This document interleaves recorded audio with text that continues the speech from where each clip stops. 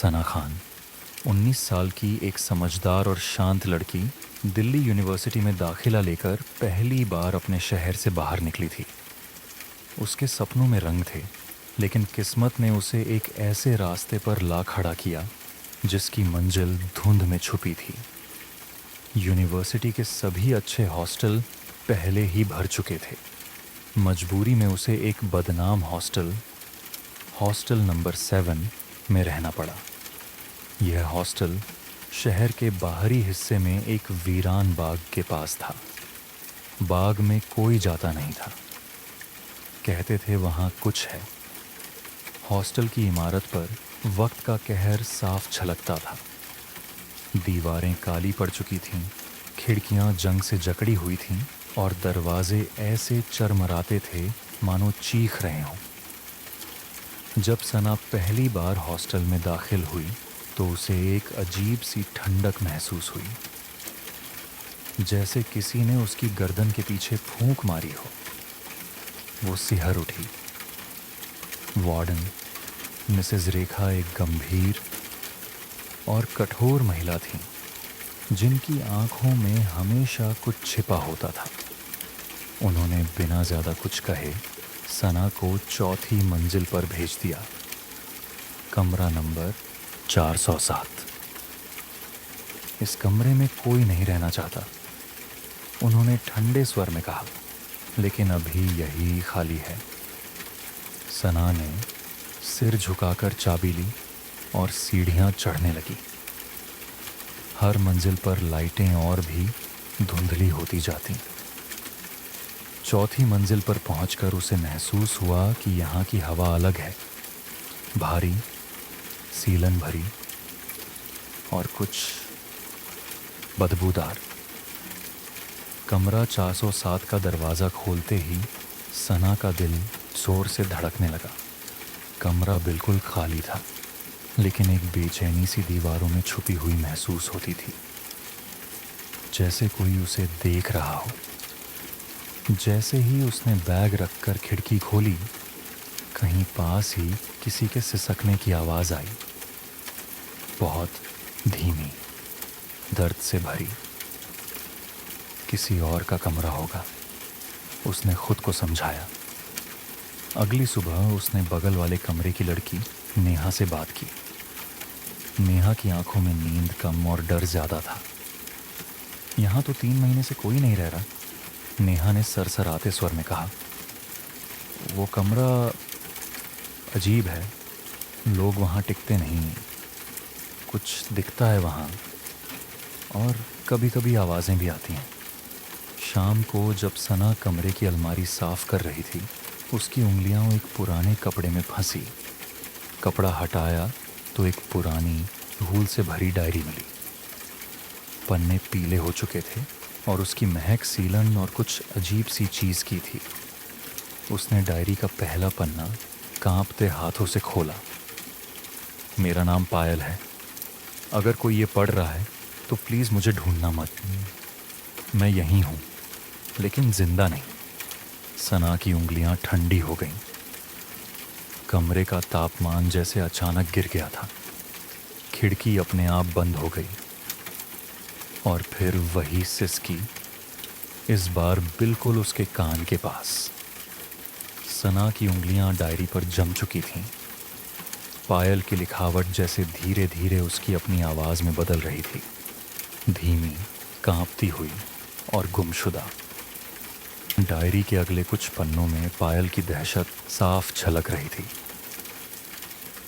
शुरुआत बस खिड़की के पास किसी परछाई से हुई, जैसे कोई देख रहा हो।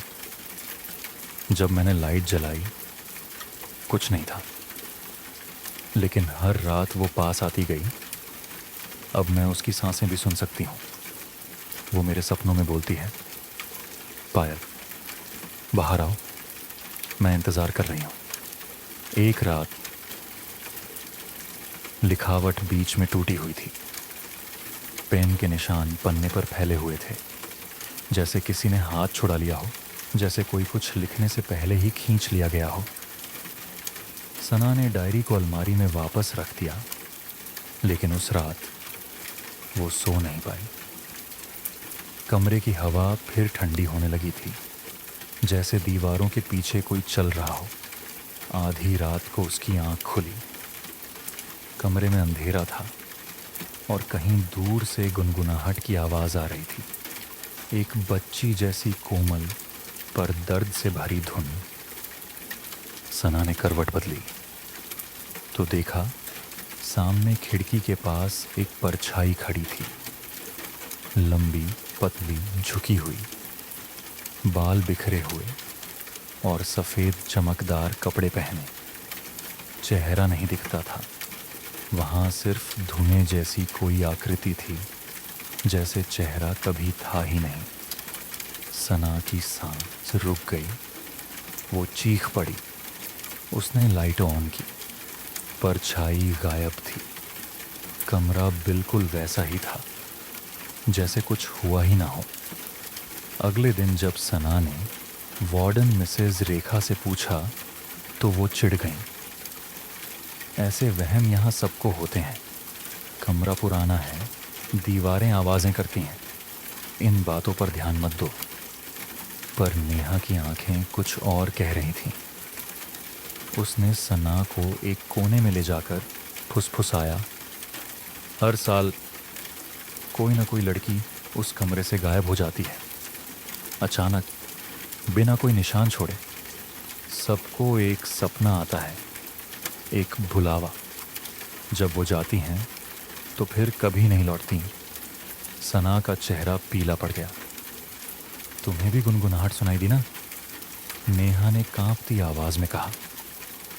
और एक परछाई सफ़ेद कपड़े में? पायल को भी ऐसे ही दिखती थी। वो भी मुझसे कहती थी कि अब वो मुझे बुलाती है। उस रात जब सना अपने बिस्तर पर लेटी तो उसने खिड़की बंद कर दी, लाइट जलाकर रखी और कानों में ईयर प्लग डाल लिए। लेकिन सब बेकार था। रात के ठीक 3 बजे लाइट अपने आप बंद हो गई। ईयर प्लग अपने आप बाहर गिर पड़े और कमरे में फिर वही आवाज़ गूंजी। अब गुनगुनाहट नहीं, बल्कि किसी की फुसफुसाहट। सना, अब तुम्हारी बारी है। हर रात 3:07। ये वक़्त अब सना के जीवन में एक अंधेरे मंत्र की तरह दर्ज हो चुका था। हर रात वही ठंडक, वही गुनगुनाहट और उस छाया की मौजूदगी जो अब सिर्फ उसके सपनों में नहीं, जागती आंखों में भी दिखने लगी थी। उस रात जब उसने आईने में देखा तो जैसे वक्त रुक गया। आईने के पीछे कुछ हलचल थी, धुंध गहराने लगी। फिर अचानक चेहरा उभरा, सड़ा हुआ, नीले होंठ, आंखों की जगह काले गड्ढे और होंठों पर एक मरी हुई मुस्कान। वो मुस्कुरा रही थी, लेकिन उस मुस्कान में सिर्फ मौत थी। सना की चीख कमरे में गूंज गई। आईना टूट गया। अगली सुबह उसके शरीर पर खरोंच के ताज़ा निशान थे, जैसे किसी ने उसके हाथ कसकर पकड़ लिया हो। बुखार से कांपती हुई उसने दीवार की ओर देखा, जहां खून से लिखा था, अब तुम मेरी हो। नेहा अब उससे दूरी बनाने लगी थी। नज़रों में डर और अफसोस था, जैसे वो कुछ जानती हो और छिपा रही हो। सना, तुम जिस राह पर जा रही हो वहाँ से कोई वापस नहीं आता, नेहा ने धीरे से कहा। पर अगले ही दिन सना ने नेहा को वार्डन के कमरे से बाहर निकलते देखा। हाथ में कुछ था, शायद कोई पुराना बंडल। शक गहराया। अगले दिन दोपहर को सना ने नेहा का पीछा किया। हॉस्टल के पीछे एक टूटी फूटी दीवार थी, जिसके पार घास में छुपा एक जंग खाया हुआ दरवाज़ा था। नीचे की ओर जाता हुआ सना ने दम साध कर दरवाज़ा खोला। सीढ़ियाँ नमी से सनी थीं और वहाँ एक अजीब सी गंध थी, सड़ी हुई यादों जैसी। तहखाना अंधेरे में डूबा था। लेकिन एक कोने से धीमी सी रोशनी आ रही थी। वहाँ नेहा खड़ी थी। सामने एक छोटा कमरा था। दीवारों पर पायल की तस्वीरें, जली हुई डायरी के टुकड़े, पुराने कपड़े, और बीच में रखा था एक लकड़ी का ताबूत। ताबूत के ऊपर एक ताज़ा गुलाब रखा था। सना की सांसें थम गईं।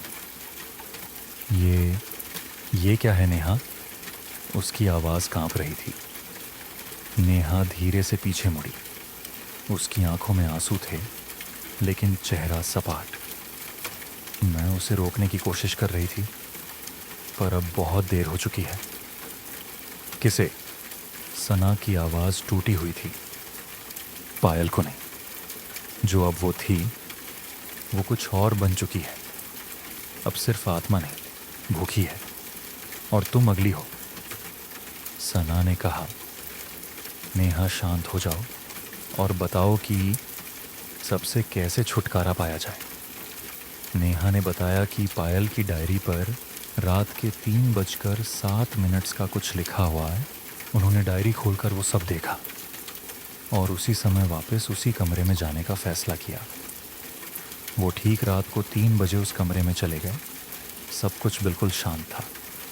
और फिर ठीक 3:07 ताबूत का ढक्कन खुद खुल गया।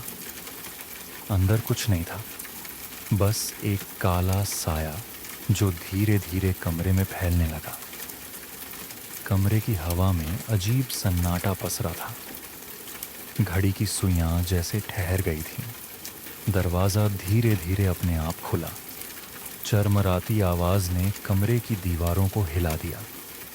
ठंडी हवा ने मोमबत्तियों की लौ तक को कांपने पर मजबूर कर दिया। उस डायरी में कुछ बातें और तरीके लिखे थे। उन दोनों ने उस पर भरोसा किया और वो सब चीज़ें अपने साथ रख लीं।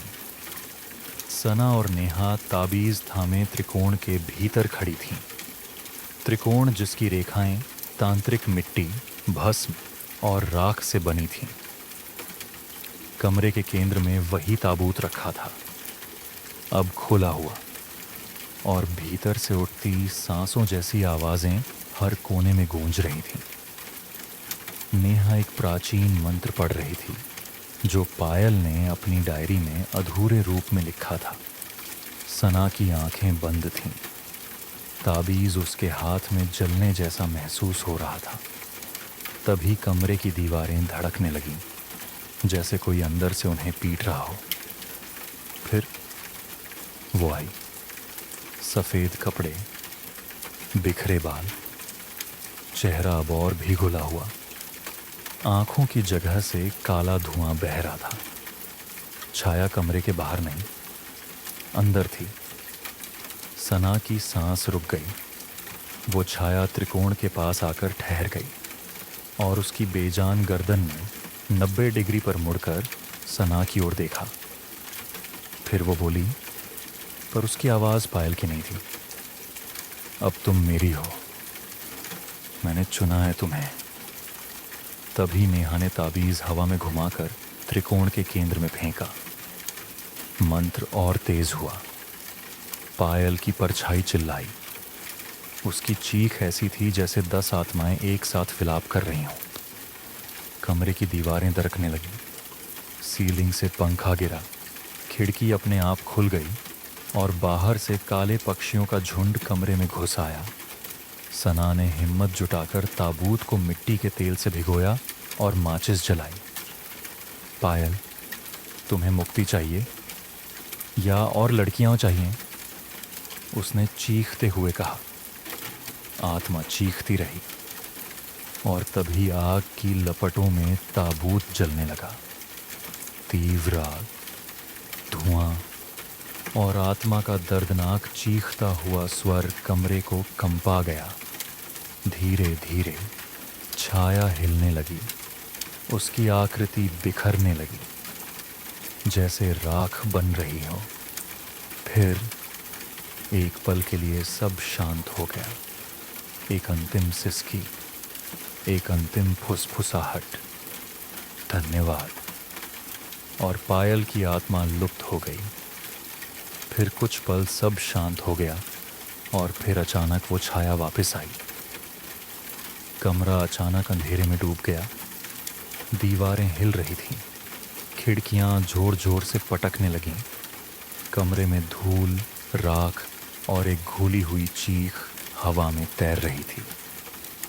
वो छाया, खून से लथपथ, बिखरे बाल और उन आंखों में सिर्फ एक सवाल था, मुझे क्यों छोड़ा?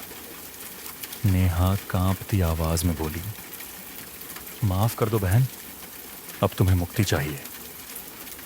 पायल की आत्मा थरथराई। उसकी चीख कमरे में गूंजी, लेकिन अब उसमें क्रोध नहीं था, सिर्फ दर्द और कहीं न कहीं राहत। त्रिकोण रोशनी से भर उठा। ताबूत जलने लगा। आग नीली थी, जैसे किसी दूसरी दुनिया से आई हो। साथ ही दीवारों पर टंगी हर तस्वीर गिर गई। हर खून का निशान मिटने लगा। एक पल बाद शांति। आत्मा जो बरसों से बंधी हुई थी अब हवा में घुल चुकी थी। सना और नेहा वहीं बैठी रहीं, थकी लेकिन मुक्त। अगली सुबह सूरज की पहली किरण कमरे की खिड़की से अंदर आई। हॉस्टल की दीवारें साफ और चमकती लग रही थीं। कमरा 407 अब बस एक सामान्य कमरा था। नेहा ने मुस्कुराकर कहा, अब वो चली गई, हमेशा के लिए। सना ने धीरे से डायरी खोली।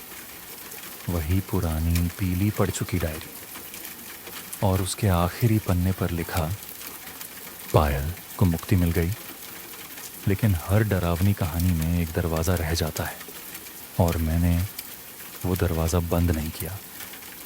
वो उठी, कमरे को एक बार और देखा और बाहर निकल गई। कमरा ठंडा था, लेकिन अब भारी नहीं। त्रिकोण मिट चुका था। दीवारें अब शांत थीं। खिड़की से सुबह की पहली किरण अंदर झांक रही थी। नेहा ने सना को गले लगाया, आंखों में आंसू और चेहरे पर थकावट। तुमने उसे मुक्ति दी और बाकी लड़कियों को जीवन। एक सप्ताह बाद हॉस्टल नंबर 7 को बंद कर दिया गया। यूनिवर्सिटी ने वहां मरम्मत और नई बिल्डिंग बनाने की घोषणा की। सना ने डायरी के आखिरी पन्ने में एक नया संदेश जोड़ा।